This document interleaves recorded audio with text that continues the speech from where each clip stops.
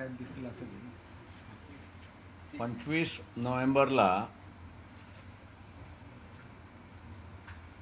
1950 साली डॉक्टर बाबासाहेब आंबेडकर यांनी घटना समितीच्या वतीने घटना ही कॉन्स्टिट्यूंट असेंब्लीला सादर केली. हा दिवस देशाच्या इतिहासातला महत्त्वाचा दिवस असा मी त्या ठिकाणी मानतो. लोकांची घटना प्रिॲम्बल जे आहे ते असं म्हणतं की वी दी पीपल, म्हणजे लोकांची घटना ही लोकांनीच तयार केली आणि लोकांनीच तिला स्वीकारली अशी असणारी परिस्थिती आहे. आत्ता कुठेतरी सुप्रीम कोर्ट ह्या गोष्टीला मान्य करायला लागलेली आहे की या घटनेच्या माध्यमातून व्यक्तिगत माणूस जो आहे, या व्यक्तिगत माणसाचं जे दुसऱ्या माणसाबरोबर जुळवणी झाली, ज्याला इंग्रजीमध्ये असोसिएशन आपण म्हणतो, या असोसिएशनमधून भारताचं राज्य हे निर्माण झालं, राष्ट्र हे निर्माण झालं. हे राष्ट्र निर्माण होत असताना व्यक्तिगत अधिकार त्यांनी पूर्णपणे सोडले नाहीत, तर त्यांनी असोसिएशन होण्याच्या दृष्टिकोनातून, देश उभारण्याच्या दृष्टिकोनातून, कायदा आणि सुव्यवस्था चालण्याच्या दृष्टिकोनातून आणि उद्याचं प्रतिनिधित्व सरकार आपण निर्माण करणार आहोत, त्याच्यापैकी आपण काय अधिकार सोडलेत आणि त्या अधिकाराचं घटनेच्या माध्यमातून एक कोड निर्माण झाला. त्या कोडचं असणारं विश्लेषण हे पूर्णपणे बाबासाहेबांनी त्या असणाऱ्या भाषणामध्ये केलं. देशापुढे येणारे धोके याचं सुद्धा त्यांनी असणारं विवेचन केलं. या देशामध्ये स्वातंत्र्य का गेलं, राज्य का संपलीत, याचं त्यांनी उदाहरण दिलं. उदाहरण देत असताना त्यांनी असणारं जयचंद असा शब्दप्रयोग केला. जयचंदमुळे इथले असणारे अनेक राज्य गेली असं ते म्हणाले. तेव्हा यापुढे जयचंद होणार नाही याची दक्षता घेतली पाहिजे. आणि ही दक्षता घेत असताना धर्म आणि जात याच्यावरती आधारित राजकारण जर झालं तर या देशाचं पुन्हा स्वातंत्र्य धोक्यात येईल का, अशी शंका सुद्धा त्यांनी त्यावेळेस व्यक्त केली. आज आपल्याला असं दिसतंय की 2024 लोकसभेच्या निवडणुका या विकास मुद्द्यावरती किंवा देशाच्या अर्थव्यवस्थेच्या संदर्भात आणि परदेशी धोरण याच्यावरती तर लढल्या जातील, याच्याबद्दल दुमत नाही. पण त्याच्यापेक्षा सगळ्यात महत्त्वाचा प्रश्न जो राहणार आहे की जो RSSचा अजेंडा आहे की आम्हाला आमची व्यवस्था पाहिजे. आमची हा शब्द फसवा आहे असं मी त्या ठिकाणी मानतो. हिंदू धर्मियांमध्ये दोन भाग आहेत.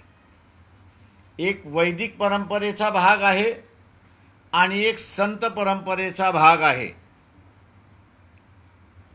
RSS आणि BJP ज्यावेळेस आपलं संविधान पाहिजे असं ज्यावेळेस ते म्हणतात, त्यावेळेस ते वैदिक धर्मावरती आधारलेलं संविधान पाहिजे अशी त्यांची मागणी आहे. आत्ताचं असणारं जे संविधान आहे, हे संविधान इथल्या संतांच्या भूमिकेला, महात्मा फुले, शाहू महाराज यांच्या विचारसरणीला पुढे घेऊन जाणारं आहे.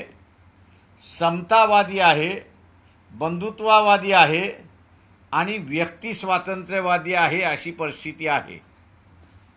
वैदिक विचारसरणी जी आहे, त्या वैदिक विचारसरणीमध्ये बंधुत्व नाही, समता नाही आणि व्यक्ती स्वातंत्र्य नाही अशी असणारी परिस्थिती आहे. आणि म्हणूनच ही लढाई केव्हा नाही केव्हा तरी होईल. या संदर्भातला अलाहाबाद युनिव्हर्सिटीमध्ये बाबासाहेबांनी जे 54 साली भाषण केलं, त्यावेळेस त्यांनी असं म्हटलं की भारतीय माणूस 2 जीवन जगतोय. त्याचं एक जीवन संविधानाच्या माध्यमातून आहे आणि त्याचं दुसरं जीवन हे वैदिक पद्धतीचं असणारं जीवन आहे. त्यांनी रेल्वेतलं उदाहरण दिलं, रेल रुळाचं उदाहरण दिलं आणि सांगितलं की रेलवरती अशा ज्यावेळेस 2 वेगवेगळ्या पद्धती जातील, त्या कधीही एकत्र येणार नाहीत. उलट कालांतराने या दोघांमधलं भांडण होईल की जे आज आपण असणारा पाहतोय. जाती जातीमधलं भांडण लागलेलं आहे, धर्मामधलं भांडण लागलेलं आहे. तेव्हा बाबासाहेब म्हणाले होते की एक कुठला तरी मार्ग त्याच्यामधला हा स्वीकारावा लागेल. 25 नोव्हेंबरला शिवाजी पार्कवरती संध्याकाळी 4 वाजता संविधान के सम्मान में वंचित बहुजन आघाडीच्या वतीने जी रॅली ठेवण्यात आलेली आहे, त्याचा उद्देश हाच आहे की 2024च्या मार्च महिन्याच्या, एप्रिल महिन्याच्या लोकसभेच्या निवडणुकीला जाण्याच्या अगोदर हा विषय ऐरणीवरती येणार आहे. त्याची जाणीव लोकांना करून दिली पाहिजे.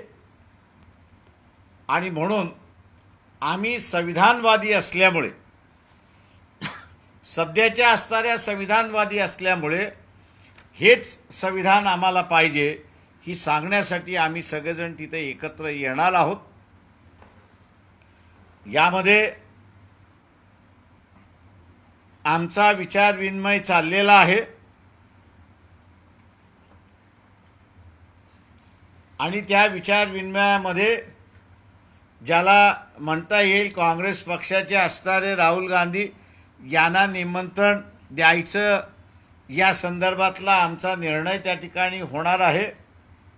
एक नॅशनल कॉज आहे, देशाच्या दृष्टीने अत्यंत महत्त्वाचा प्रश्न आहे आणि म्हणून कुठल्याही पद्धतीने पक्षपात न करता हा एक नॅशनल इश्यू राहावा या दृष्टिकोनातून आम्ही त्या ठिकाणी पाहतो आहोत आणि त्याच दृष्टिकोनातून त्याचं आम्ही पूर्णपणे नियोजन केलं आहे अशी परिस्थिती आहे. आपण आता विचारा. सर, रॅलीचं स्वरूप आणि आतापर्यंत कोणाकोणाला तुम्ही इन्व्हिटेशन दिलंय? ते आम्ही असं, मी आत्ताच असताना सांगितलं की काँग्रेस पक्षाचे असणारे जे राहुल गांधी आहे त्यांच्या संदर्भातला असणारा निमंत्रण देण्याचा जे आहे तो आमचा असणारा निर्णय होईल. तो झाला की आम्ही असणारा त्यांना अधिकृतरित्याने निवेदन म्हणजे निमंत्रण पाठवू. आणखी कोण कोण असणार आहे इतर राज्यातले? उद्धव ठाकरे देखील निमंत्रण असणार आहे आमची युती आहे त्याच्यामुळे गळीत धरून चाला. ज्यांच्यावर युती नाही त्यांच्याशीच निमंत्रण द्यावं लागतं ना. महाविकास आघाडीतले इतर पक्ष यांनाही निमंत्रित केलं जाईल. शरद पवार किंवा इतर नेते काँग्रेसमधून तर राहुल गांधी आपण बोलवत नाही नाही, आम्ही असणारा आत्तापर्यंत असणारा जो आमचा विचार चाललेला आहे तो काँग्रेस पक्षाबरोबरचाच विचार चाललेला आहे. ज्यावेळेस महाराष्ट्र कमिटी निर्णय घेईल इतर पक्षांच्या संदर्भात तेव्हा त्यांनाही ते एक्सटेंड केलं जाईल. सर रॅलीचं स्वरूप कसं असणार आहे? कुठून कुठपर्यंत काय नियोजन आहे काही? रॅली ही असणारी सभेच्या स्वरूपामध्ये आहे आणि शिवाजी पार्कलाच आम्ही जमणार आणि तिथेच असणारा ती रॅली आम्ही विसर्जित करणार. सर संविधान धोक्यात आहे असं का वाटतंय? मी धोक्यात आहे असं म्हणत नाही. आम्ही असणारा सन्मान हा शब्द वापरलेला आहे. त्याच्यामुळे असणारा RSS BJP यांनी घोषणा केलेली आहे की आम्ही बदलणार. आम्ही असणारा म्हणतोय की आम्ही ह्या संविधानाच्या माध्यमातून वंचितांचं, त्याच्यानंतर उपेक्षितांचं, OBCचं आणि त्याच्याबरोबर इतर धार्मिक ग्रुप जे आहेत त्या सगळ्यांना या संविधानाने न्याय मिळतो, न्याय देता येतं आणि आम्हाला प्रतिनिधित्वसुद्धा मिळतं. त्यामुळे आम्ही ह्या संविधानाच्या बाजूने आहोत. सर इतर राजकीय प्रश्न तुम्हाला विचारायचे आहेत. 2 दिवसांपूर्वी भुजबळ म्हणाले होते की तुम्ही आम्हाला पाठ दाखवू नका. हे तुम्हाला त्यांनी अशा पद्धतीनं आवाहन केलं आहे. याला तुम्ही उत्तर कसं देता? नाही, मी पक्षातले लोक आहेत ते त्यांना उत्तरं देतील त्याच्यामध्ये. सर एक बार हिंदी में ब्रीफ कर देंगे. मैं ब्रीफ कर देता हूँ. हाँ, रोल. 25 नवंबर डॉक्टर बाबा साहब अम्बेडकर ने ड्राफ्टिंग कमेटी की ओर से कॉन्स्टिट्यूंट असेंबली को संविधान समर्पित किया और वो समर्पित करते समय उन्होंने अपनी तकरीर भी उसमें कही. इस संविधान की क्या अच्छाइयाँ है उसका भी उन्होंने विवरण किया और साथ साथ उन्होंने ये भी कहा कि आने वाले समय में देश जो 2,500-3 हजार साल स्वतंत्रता नहीं रहा उसकी वजह उन्होंने बताते समय कहा कि जात और धर्म की राजनीति अगर दोबारा इस देश में शुरुआत हुई, जो आज़ादी मिली है वो खतरे में आ सकती है, ऐसा उन्होंने संदेशा दिया था. मैं आज मान के चलता हूं कि RSS BJP जो है वो धर्म और जात की राजनीति को उन्होंने शुरुआत किया है और इसलिए एक खतरे की घंटी बजी हुई है. 2024 मार्च या अप्रैल में पार्लियामेंट्री चुनाव है. इस पार्लियामेंट्री चुनाव में अहम मुद्दे होंगे, लेकिन सबसे बड़ा मुद्दा होगा संविधान का मुद्दा होगा. हम लोग जो है वो संविधान रहना चाहिए क्योंकि हम लोग इससे संतुष्ट है. प्रतिनिधि मिलता है, OBC को अधिकार मिलता है, बाकी धर्म के लोगों को अपना धर्म अदा करने के लिए आज़ादी मिलती है और इसलिए 70 साल एक विश्वास के साथ हम लोग संविधान यहाँ पर अदा कर रहे हैं और अपना अधिकार भी यहाँ पर एंजॉय कर रहे हैं. दूसरी बात यहाँ पर जो है RSS BJP अपना संविधान चाहिए करके ऐसी वार्ता कह रहे हैं. अपना ये जो लफ्ज़ है ये हिंदू धर्म में 2 विचारधारा हैं. एक वैदिक विचारधारा है और दूसरी संतों की विचारधारा है.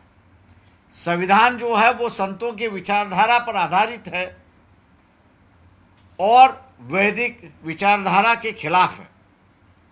संविधान समता चाहता है, भाईचारा चाहता है और व्यक्तिगत स्वतंत्रता चाहता है. ये सभी चीज़ें संतों के धर्मों में हैं. वैदिक धर्म में विचारधारा का स्वतंत्रता नहीं है, व्यक्ति स्वतंत्रता नहीं है, भाईचारा नहीं है और ना समानता है वहाँ पर.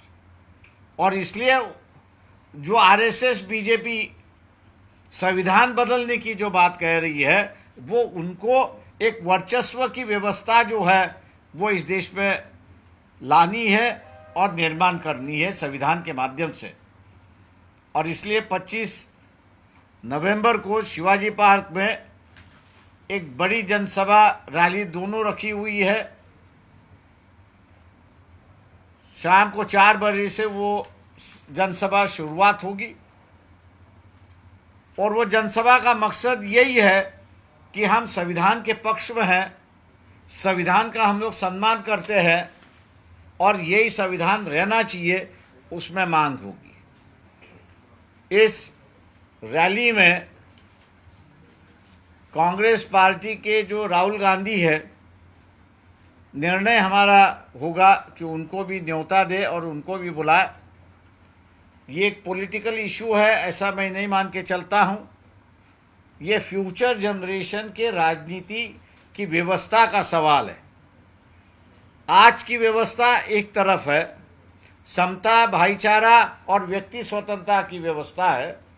दूसरी तरफ आरएसएस, बीजेपी जो नवी से नया संविधान कह रही है, उनकी विचारधारा आकर देखे तो ना उसमें भाईचारा है, ना उसमें व्यक्तिगत स्वतंत्रता है और ना वहाँ पर आज़ादी है। तो इसकी वजह से हम लोग कहते हैं कि विचारों की लड़ाई है। इस विचारों के लड़ाई में सब जन इकट्ठा होना चाहिए, ऐसी हम लोग की सोच है। और इसलिए कांग्रेस पार्टी के राहुल गांधी को जो है वो न्योता देने का हम लोग यहाँ पर सोच रहे, विचार विमर्श कर रहे और ये रैली कामयाब करने की जो है वो हम लोग लग चुके हैं।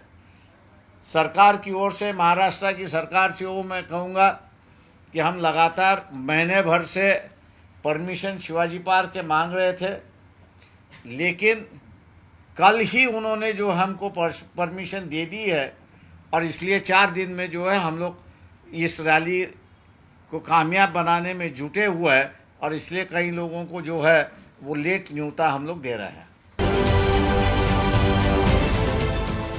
देश विदेशातील प्रत्येक घडामोडींचे लाईव्ह अपडेट मिळवण्यासाठी आता साम टीव्हीच्या सर्व सोशल मीडिया प्लॅटफॉर्मला लाईक, फॉलो आणि सबस्क्राईब करा। तसंच सर्व नोटिफिकेशनसाठी बेल आयकॉन प्रेस करायला विसरू नका।